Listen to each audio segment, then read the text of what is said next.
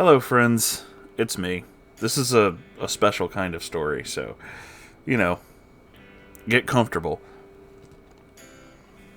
This isn't necessarily a story that I'm reading or written by someone else. This is actually something that was kind of asked of me by a couple of people to kind of, like give this backstory, not necessarily of the Neckbeards I knew, but of, like, how I met them and the world that this kind of stuff evolved from, I guess. This weird lore kind of history, like where all this came from. And you already know stories about L and Mew and K and all this other stuff, but this really isn't about them per se. This is about kind of how I met them and how things kind of progressed from there. So, way back when I met them, well, when I met the first one, I was in high school. Our junior highs were actually two different schools, and then they would consolidate into one large school for the high school. I have no idea why they set it up this way, but that is a thing that happened. So, I was meeting a whole bunch of new people by going to high school, just in general. I had already kind of transferred in, like I was not at the same middle school. I transferred in when it came to junior high, so I kind of barely knew anybody, and then going into high school, I knew even less people. I only had like 2 or 3 friends, and then I met the first Neckbeard, which would be L. And he was pretty cool at first. We both kind of liked the same shows. We were really into anime, specifically anime that was on Toonami, because that was kind of the only place you could see it at the time. I mean, there were probably, hidden pockets of the internet, but if you didn't already know about them, the internet in those days, you just didn't know about them. These were the days of Yahoo Instant Messenger and AOL Instant Messenger, my friends. The days of Netscape, when Firefox was called Mozilla. Oh yeah.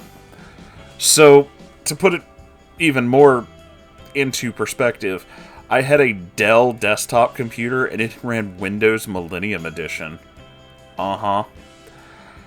It sucked. But, it let me do the things that I wanted to do, which, hey, I'm okay with that. So, basically, even then, I kind of started to get to know them, but, like, I always kind of knew that L and a few of his friends, who were also kind of neckbeards, but really didn't factor into any kind of major stories, I always knew I was a little off to them. Like, I wasn't the one who fit in. I was not their go-to friend that they would call to hang out with. But I hung out with them anytime we did, usually at school or if we went somewhere. And eventually we came a little closer, but I always kind of felt like there was this weird disconnect, Mainly because, like, myself and my 2 closer friends, Bubs, who I've mentioned several times on this channel, and another friend who I don't think he really wants me to say his name, so I'm not gonna. We were a lot closer, and we were just like 3 teenage grungy punks who just kind of like hung out wherever. Like, near where I lived, there was this old reservoir that they were draining and turning into a park. It actually is a park now, but at the time, it was just kind of a construction site. And we used to hang out there. We probably should not have. We probably weren't allowed to, but we used to, like, go there all the time. And the best way I can think to describe it is, like, the weird neighborhood of just being, like a small home area, and then immediately, not really a cul-de-sac, but like a small, this is an apartment building, which was kind of like a cul-de-sac, because it had these 2 buildings, and it was like this, it's the way it was designed, but it really wasn't. It was just kind of a thing in the middle of this downtown area, and there's like construction sites and all this other stuff, and basically we were just kind of living Ed, Ed, and Eddie. Less scams and cartoonish violence, but yeah, we did kind of just wander around and fuck up things when we wanted to, and just did all kinds of weird shit because we thought it was funny. And the Neckbeard guys weren't super into that kind of stuff, but we also didn't have a huge array of people to hang out with. So they would hang out with us from time to time. Specifically L and his brother, and I think 2 other people that he knew, if I remember correctly. Again, it's been a long time. So, Sometimes they would come over, sometimes we would hang out, sometimes we'd, just wander around. And that was about it. It was kind of fun. Like, we just kind of had this weird, out-of-nowhere lifestyle. And for the longest time, I thought, when it comes to worldview things, when you're a teenager, you believe whoever seems to have the most knowledge about what they're doing, what they're saying. Your worldview isn't incredibly formed because you're a teenager. You don't know a huge amount about the world. So whenever somebody comes along who seems like they know more or know better, you tend to listen to them. Not all the time, but, sometimes. And that's basically what was going on with myself and Elle and his Neckbeard friends. See, Neckbeards, as we already know, are notorious for being really, not charismatic, but very sure of themselves in a lot of situations. Not all situations, but in some. And this kind of gives this impression of just like, oh, they know what they're talking about, Like, they know what's going on. And I got that a lot from him. Of course, Elle was also a pathological liar, which is something I didn't learn until much later. But, yeah, that was a thing. Like, I always felt like he knew what he was talking about. So if he said something, I was just like, oh, yeah, no, I get it. And that was like a thing. Like, yeah, I just kind of, he would recommend different kinds of like anime and things like that, and I would end up looking it up. And it wasn't until I, started really looking into the things that he really liked that I realized our tastes don't exactly match 110%. And that's when things started to get a little more divisive. Like, we weren't, he really liked it when people thought he knew everything. So if you, like, countered his claims, he wasn't so much a fan of that. And, yeah, so it became like a thing. Like, I understood what he was trying to do, and I understood, like, how things were kind of going in his specific group. But I didn't totally fit in, but I kind of went along with it anyway because I wanted to fit in, I wanted to have friends. In a group of neckbeards, I don't know how many of you have ever actually witnessed a full group of them have any kind of interaction, but usually if they're a group who's friendly with each other, there is kind of a weird hierarchy. There's always one that seems to be like the voice of everybody. A lot of them don't usually get along very well. There's usually a lot of infighting and stuff like that. But there is usually one who does talk the loudest and ends up being the one that says stuff the most. Not all the time, but, And Elle was absolutely kind of positioning himself to be that guy. In his own group, he pretty much was, but I wasn't really the kind of person who just follows everything, so that didn't exactly work out the way that he wanted it to. But, again, it was because we kind of had two different outlooks on a lot of things. There was a lot of overlap, there's a lot of things that we like that's similar. We liked a lot of the same games, a lot of the same movies, a lot of the same shows. We had some of the same opinions about certain things, but again, teenagers, a lot of it is just you're friends with who you're friends with, and that's because they like the same things you do, which is why, a lot of teenagers also kind of build their whole personality around the music they like or the media they consume. Media is not a personality, but, you're a kid, so what do you know? So that's where a lot of this kind of started. Like, we kind of got to know each other through that, and for the longest time, everything was okay. We didn't really have a lot of arguments. I just kind of wouldn't agree with him, and if I didn't agree, and it was like a thing I didn't want to do, I just wouldn't, go there and do it, or like anything like that. So we didn't, we hung out a lot, but not like hugely. This is becoming more about like that. But when it comes to, this is kind of a thing. This is kind of like, how we interacted and stuff, which is why I know certain things. And with him, it was a lot of that kind of posturing mentality. There was a lot of like, gotta be the smart guy, gotta be the leader, gotta be the one that everybody looks up to, knows everything, all this kind of stuff. And this extended into his mentality about so many things.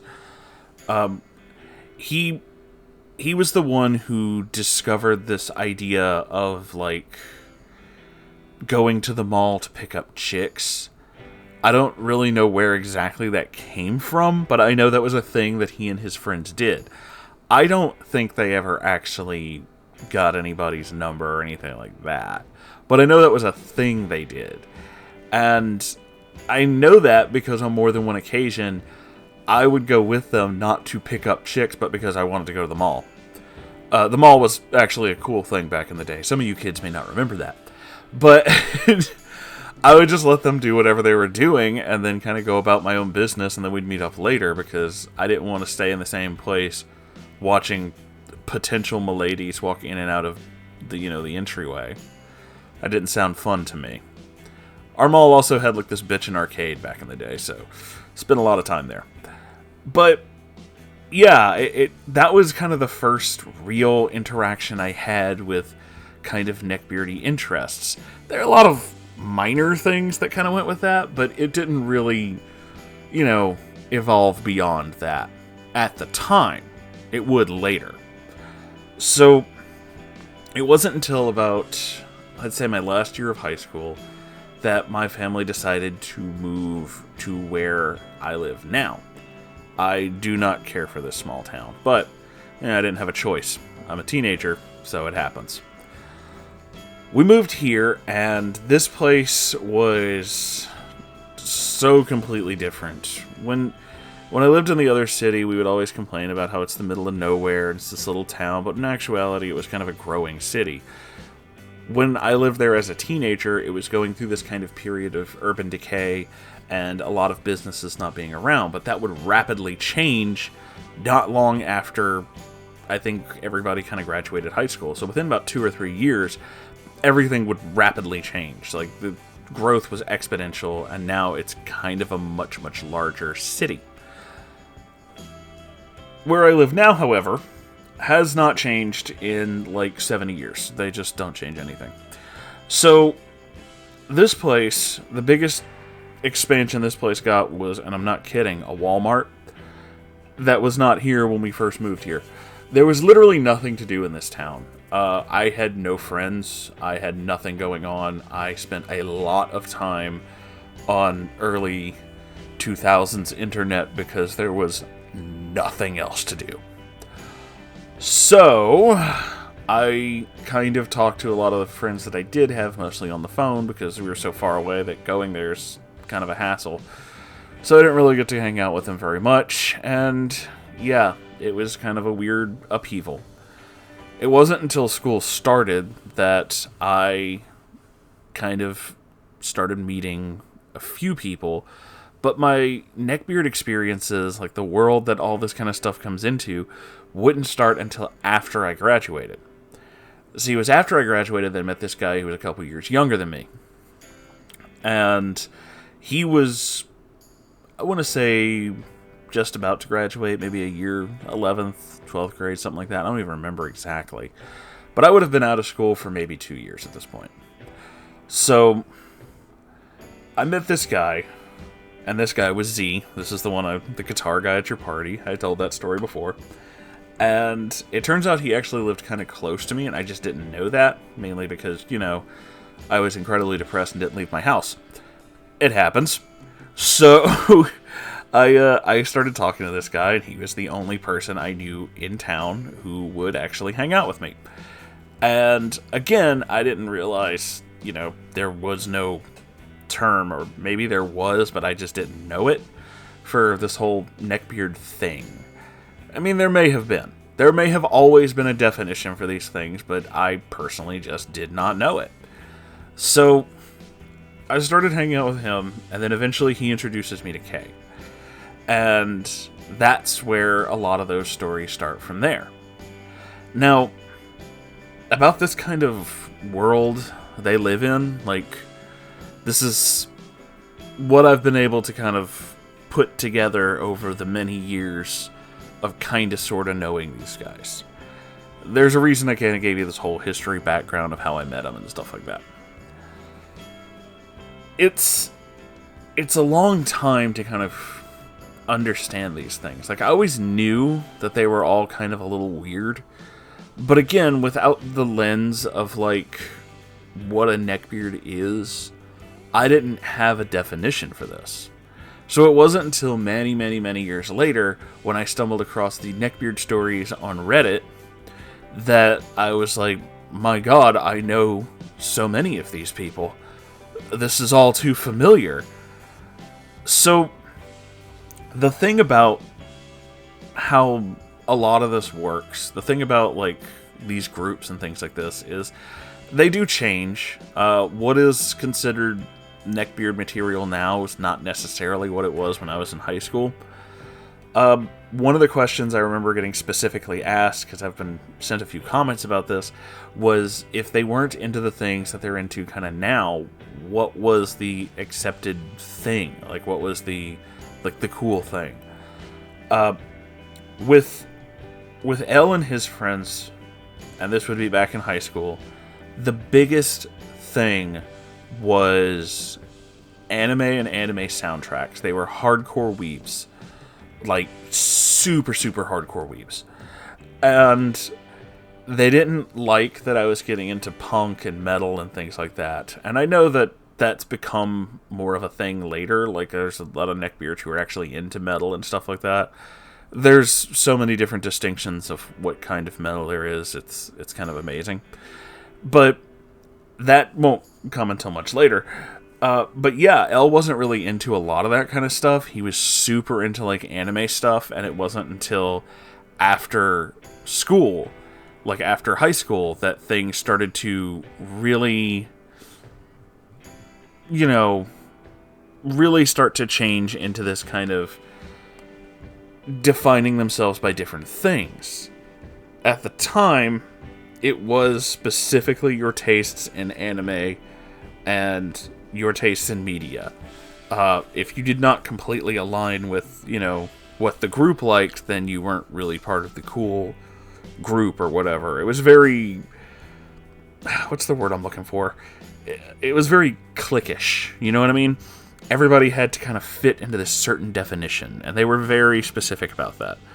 Now, being into metal and stuff didn't come until many years later, and that was a thing that came about whenever I knew K and Z, and I would have met them years after.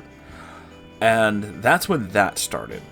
So, while I told stories of how K, Z, and L, and Mew are all neckbeards, their stories may have certain overlap, but they're not, like, all the same, and it's because they are kind of different versions of beardery. There are different versions. It's weird, but, I mean, they are individuals, so individuality is still a thing, even if you do kind of fit a lot of the same boxes. So, that's kind of where a lot of that starts to fit in. Elle was always kind of a huge weeb, and his love of anime and how things had to be, it changed after high school, but then that's also because he decided he was going to really double down on the whole milady thing, and really had to find himself a girlfriend. And he did, but she was also, like, really awful to him, and yeah, it kind of got ugly from there. Z, on the other hand, was, when it comes to anime specifically, if I'm just going to go with anime, Z, on the other hand, was one of those guys that a lot of anime, I don't know, fans, back in the day, I don't know if this is still a thing, but back in the day, used to really hate guys like him because he was what they refer to as a shonen weeb. Like, he would only read, not shonen, shonen, whatever that magazine was that always had, like, the manga clips or whatever in it, and he was always wanting to be a ninja because he watched a lot of Naruto. He was really obnoxious, and a lot of people really hated that. And yeah, so that was his thing, is he really, really wanted to be, like, a ninja, and I have no idea where that came from, but not a cool kind of ninja like Ninja Brian, more like he wanted to be Naruto. And yes, he did run like that, before you ask. It was hard to watch. So, K is the one that I've talked about the most, but Kei and Mew were also two different ones. Kei, when it comes to anime, was literally the guy who wrote fanfiction. I don't know that the other two did. I don't think they did, but I know that Kei did. And it was a lot of self-insert fanfiction. So he was that guy. He was the aggressively heterosexual guy who would insert himself into anime fanfiction. And you have to describe it like that too. You have to use the words aggressively heterosexual, because, oh god, it was. It very much was. There was a lot of tough guy posturing. It was hardcore cringe. Mew, on the other hand, actually was not into anime. He was like a World of Warcraft guy. Like, he played MMOs all the time. Do you remember that episode of South Park with the weird guy who was playing World of Warcraft with them? And it was just, they keep cutting to him, like, slouched over his computer. Yeah, that's Mew. He would spend hours upon hours working on leveling up this character that he had for, I have no idea how long, on that game. So much so that he had it figured out that certain enemies would respawn in a certain place, and he could just leave the computer doing the same repeated attack action thing over and over again, and he would just gain EXP just repeatedly. And that was his whole thing. He would just obsess over this game for just years and years and years, to the point that, like, his computer was like melting and shit because he didn't take good care of it. And yeah, but that was his whole life, was this game. He just had to be able to play this game, which was weird, but you know, he also didn't bathe. He was the beard that didn't bathe. The others, not so much. L a little, but mostly Mew was the worst about that. Kei, Kei has a lot of weird issues, but as I described in a couple of stories, he actually is kind of a sweetheart at core. He does have, like, a good base, and I really, really, really hope that comes out more as he gets older, because he doesn't need to be, like, the angry incel dude. He needs to grow out of that. But he really did kind of have this idea. I have no idea where he came up with this idea, but he did tell me one time while I don't even remember what the hell we were talking about, but somehow it came up in conversation that he said that the reason, like, he started, like, growing his hair out and dressing differently and all this other stuff and getting into all these different things, but he was like, the reason he got into these things is because I did, and he was, like, trying to emulate me, and I was like, I mean, you know I'm a loser, right? Like, why the hell would you emulate me? Like, I don't know what the fuck you're doing, but okay. So, but I understand where he was coming from, and then he got, like, really into the internet and totally lost a lot of that, because if he was following me, he would know how much I really hate that whole, you know, sexist incel shit. But, internet, you know, it happens. But their whole kind of world revolves around the different ways that they were, in fact, neckbeards. A lot of it was the different places they were. So it's hard to describe, like, one singular thing that they all, you know, this world they all had in common, because they really didn't. They didn't really run in a lot of the same circles, even though they were all classified as neckbeards. And I find it interesting that, like, you know, we have the Neckbeard stories, and everybody kind of writes a story, and there's people who read them and comment on them, but nobody ever really seems to address that, like, despite the fact that they all kind of fit into this similar sort of description, it's not the same people, you know? It's not, like, the same thing.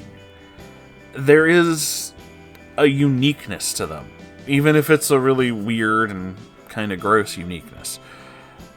And that's why I always try to, like, understand the neckbeards we're talking about, because there are subcategories to it. You know, there are the guys who are, like, super into anime, they're the ones who are really into, like, being super masculine. That absolutely was another neckbeard I knew that I briefly told stories about him, this dude named B, because there's not a huge amount of stories about him. But he was the only human being that I've ever met that I could describe as aggressively heterosexual. Like, his need to be straight rivaled that of Christian. I don't know whatever became of a lot of his stuff. I'm not really all that interested. We kind of stopped talking, and not the best of terms. He was kind of an ass. And, yeah, like, he was just super hardcore about how straight he was. And, you know, that alpha male thing, being a tough guy and all this other stuff. And that is definitely a different, you know, sphere of beardery. That idea that you have to be like, the man! And it's honestly really pathetic. Don't do that. And, you know, then we have someone like Mew, whose entire life is video games. That is a thing. That's all it is. That's his obsession. I don't know if it still is. I don't know if he's ever gotten out of that. I couldn't tell you. I haven't seen the guy in many years. Z, who was just like a weird dude who was like really convinced that he could pretend to be charming and that would get him laid. You know, aside from wanting to be like a spazzed out ninja, he would go back and forth with that kind of thing. I have no idea what possessed him to do any of the things he did, but okay, you know, that's your thing, I guess. And, you know, and then there's Kay, who was the closest definition that I ever had to a specific neckbeard. Like, I never really started seeing the, you know, the signs, the signals, I guess, until I, you know, started really reading those stories and comparing it to people I knew. And then I was just like, oh shit, I do know that guy. Oh, I know two.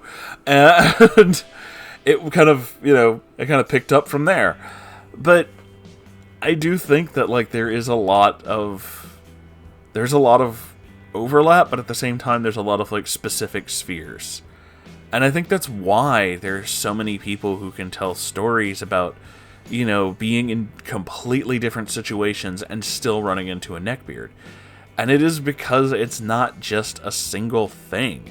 We like to think it's a single thing. We like to think of, you know, the fedora, the trench coat, the cargo shorts, the actual neck beard, milady, and the waifu body pillow and shit like that. But it's not always that guy. There's also, like, so many others. The most common one I've seen around here, who are, like, people that I don't actually know, is one that I very rarely hear stories about, which is the redneck beard. Not a neckbeard who has a red beard, a redneck who is a neckbeard. There are so many of them around here. It is, like, painfully obvious when you see them, too. It's, like, they look like exactly what you imagine a redneck stereotype would look like. Like, if you just, in your head, you think of, like, you know, good old country boy, that. Yeah, no, exactly what you're imagining. It's that, and they live around me, and it's weird. I don't like it.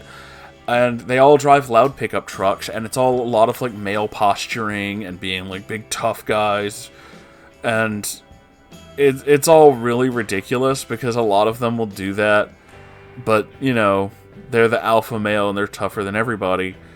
Except they're also 400 pounds, and if you know, threw a rock at their truck, unless the truck was running, there'd be no way that they could chase you down. So, there's a lot of that. They're also... I don't get to talk about this much either, but I'm going to share this with you because it's my favorite thing. There's also a thing that...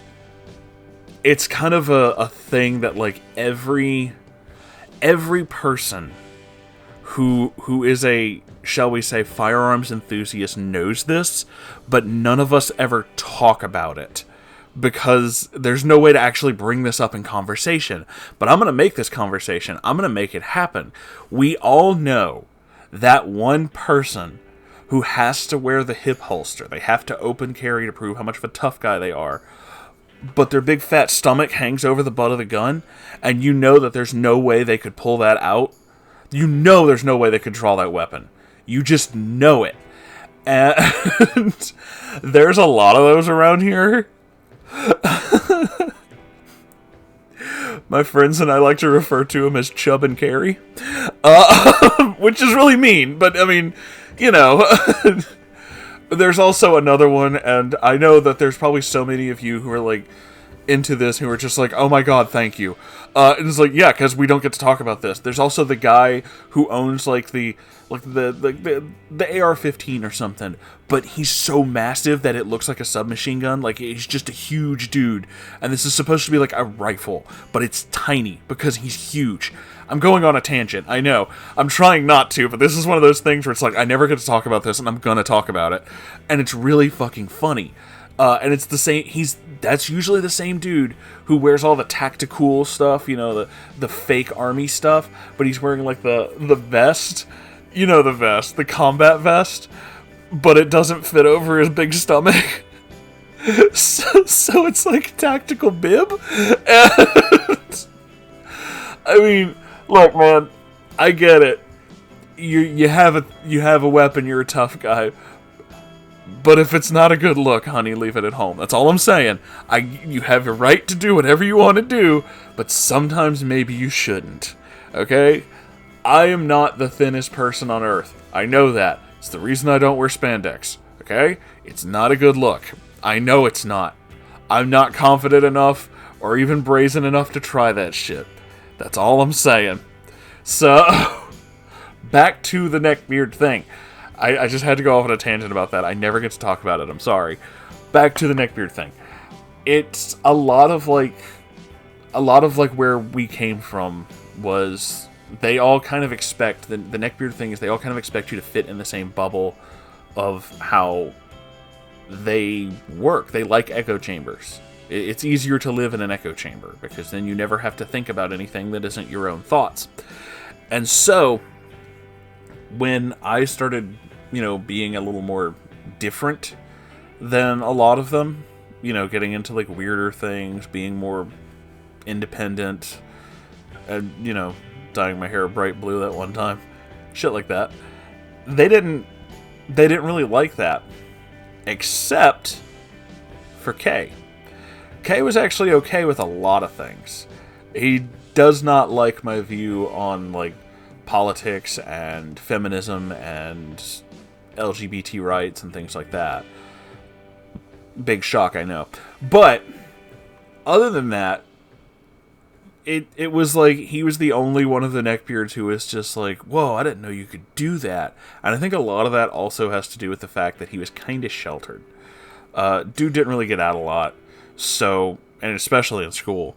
So being, you know, exposed to someone who is just like more into these weird things, I think changed his worldview a lot. And I really hope it changed it for the better. I really hope it changed it to the point that he feels more comfortable like getting out, talking to people, and growing out of this Neckbeard phase. Last I saw, he kinda was still in it, but I'm really, really hoping that he gets out of it. That was a while back. That was, you know, a couple years ago, so. As for the others, as far as I know, they didn't change anything. I don't really know anything about them. I don't really talk to them. So, this is a little strange, I know. And if I kind of want to make this into more of a series, I guess. I don't know how many episodes of this I can do, but I'm gonna put this to you guys. I'm gonna change this slightly. As with all of these videos, I always love you guys to comment. I love reading your comments, and a lot of times I reply to them. But in this one, I don't just want you to comment. If you want to, you know, say something, do that, absolutely. But if there's anything you wanted to know specifically about these things, like a question you wanted to know, or like something you wanted answered, post that in the comments. When it comes to little podcasty things like this, I can talk about just rambling nonsense for hours because I'm a weirdo loser and that's what I do. But I like to have a good jumping off point, and it kind of keeps me a little bit focused. As you noticed, a little bit is the key phrase in that little exchange there. Because I did kind of go off on a weird tangent. But you know what I'm going for. You can understand like what I'm trying to say. And Yeah, so I actually would like more of your questions. Actually, if I didn't answer something and it's something you specifically wanted to know, ask it. And the next time I record one of these, I will try to address those. Like, I'll try to answer as many of the questions as I can. I won't be able to do, like, some of the other, like, the Sonichi videos where I can, like, directly pull up information and put, like, oh, it's on screen. It's like, no, because these are, like, podcasts, so I try to keep this real stream of conscious and with little editing as possible. Because it's more about the subject than it is anything else. But, yeah, if there's anything you wanted to know, if there's anything specific, about this Neckbeard thing that you think I could answer, ask it. I will absolutely answer it. I love interaction. We need to interact. But that is the end of this one. This one kind of ran long. I don't know if the others will run nearly as long. But that is kind of the end of this episode. I hope this gives you a little bit of insight, a little bit of light into where I was and what I have learned through my strange experiences amongst the Beardo kind. There's definitely other things, but I can't think of them right now, which is, But thank you all for being here. Thank you all for watching. Make sure you like, comment, and subscribe, and ask your questions. I'm trying not to harp on that too much, but seriously, it's a thing. If you would like to support this channel so I can keep doing this, I have a merch store and I have a Ko-Fi account. Please check them both out. I'm thinking of adding different tiers and things to the Ko-Fi account. I just honestly don't know what to add yet. I'm working on it, but I'm not, I have no idea. I'm still going to figure something out. And no, actually, that's it. There's nothing else. I was going to say a third thing, but there isn't a third thing. I stream every Saturday. I guess that's the third thing. You can come hang out on my live stream. Sometimes we watch things. Sometimes we play video games. Sometimes we just talk about nonsense. Like this. Like this video you just watched. Only with more interaction. I don't know if that's appealing or not. But either way, thank you all for being here, and I'll see you in the next video. Goodbye, everybody.